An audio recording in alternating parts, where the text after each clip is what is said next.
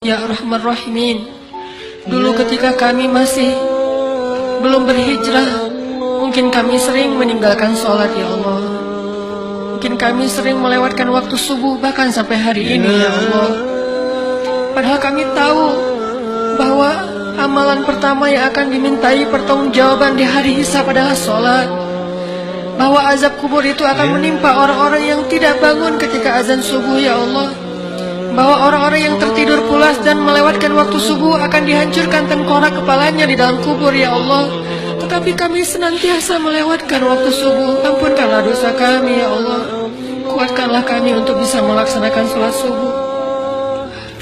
Kami sadari itu dosa satu itu saja sudah cukup bagi kami untuk bisa masuk ke dalam api neraka ya Allah. Dosa melewatkan waktu subuh saja sudah cukup alasan untuk kami menjadi ahli neraka ya Allah. Ampunkanlah dosa kami.